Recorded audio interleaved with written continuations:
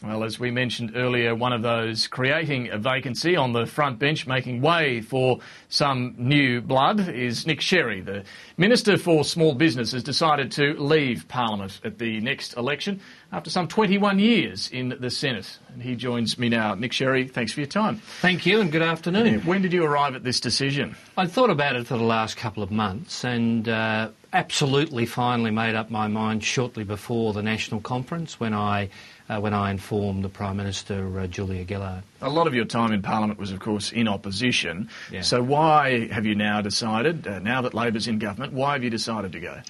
Well, I've been on the front bench for 14 years of my almost 22 years. 7 years as a Minister Pal Sec in government, 7 years as an opposition shadow. It's actually, in some respects, harder in opposition. In limited resources, it's a bit more frustrating. But I just think 14 years is long enough, and objectively the people I talk to outside Parliament about this, close friends, agreed with the view that I'd held that, you pick your own time. I'm happy, I'm energetic, I'm enjoying the job, but ultimately you've got to pick the time, you move on, and I'm a great believer in renewal. I do think it's important that from time to time any leadership team needs to be renewed. 14 years on the front bench, you've been there serving with a number of leaders. Yes. Julia Gillard, Kevin Rudd, I'm just going backwards here, Kim Beazley, Mark Latham, Simon Crean, Paul Keating and Bob Hawke. Paul Keating and Bob Hawke. Yeah. How does Julia Gillard compare? I mean, you said you're enthusiastic and energetic and enjoying the job, but why are you getting out on her watch? Look, they're all good. They're all good. Well, I'm getting out not because of Julia, because it's time for me. But they're all good. They're all quite different, obviously. But I had a very good working relationship with all of them, despite the diversity of their approach to politics. And I think I always believed in loyalty. You give loyalty, you're part of a team, and I always had good respect for all 7 of them. I have to say, from a prime ministerial point of view, I think Bob Hawke was one of the best prime ministers this country has ever had. Just trying to look at it objectively. But from an inside perspective as well, from someone serving in I think in terms of the totality of being Prime Minister, Bob Hawke was one of the best this country's ever had. But all of the Prime Ministers and leaders that I've served with have been very, very good. They're about the future, about a positive agenda. But they're all quite different in their approach. But I must say I always had good relationships. They always listened when we had policy discussions one-on-one. I always said my piece. They, I think, accepted and respected that, didn't always agree, but that was always my approach, and they always reciprocated, so I've got no complaints about who I serve with. Your area of expertise has always been superannuation. Was that the highlight for you of your parliamentary career, serving in that ministerial role? I think there were 2 roles. Yes, in the time of the global financial crisis, Australia came through that very, very well compared to others, and working with Wayne Swan, Julia, Lindsay Tanner, and also Kevin Rudd, that was the most challenging of circumstances. And I'm very proud of the team effort during that period. I was on the Cabinet subcommittee. A lot of volatility on the share market, very challenging for superannuation valuations. But I initiated the Cooper review into the operation of the system and the assessment of Commission's future of financial advice through an inquiry.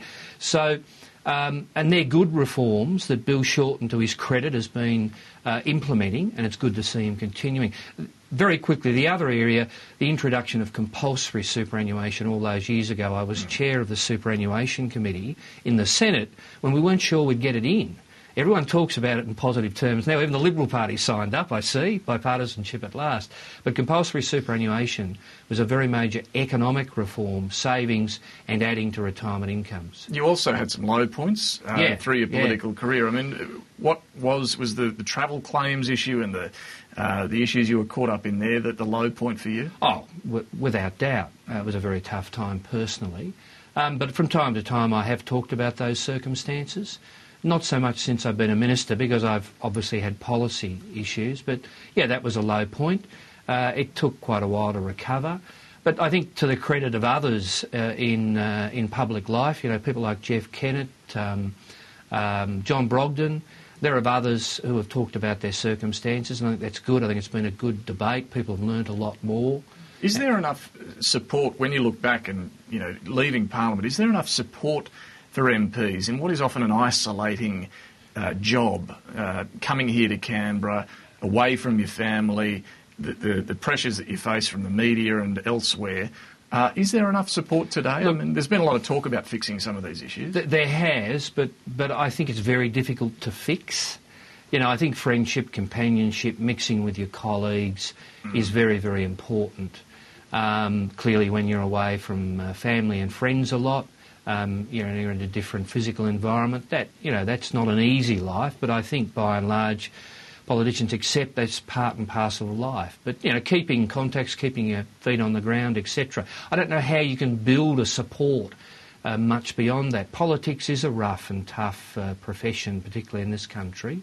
I don't think that's ever going to change. We had a glimmer of hope, towards the end of last year with a sort of new paradigm, but I was never that strongly of the view that it would last, and it didn't. But you were there under the Keating government. Is this Parliament really any rougher and tougher than those in the past? I don't think it is. I mean, the difference is that the government's in a minority in the House of Reps, although I'd note that's not unusual in the sense in the Senate, governments have always had to deal with the crossbenchers.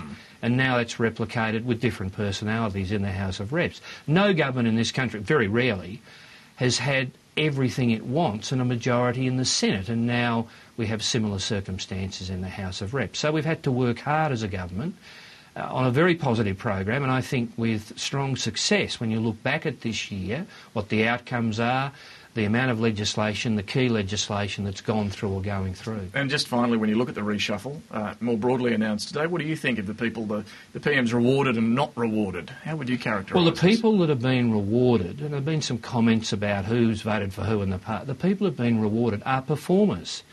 They are the future of the Labor Party, or a large part of it. You know, Bill Shorten, I've worked well with Bill. You know, he's new to the Parliament, he's going into Cabinet.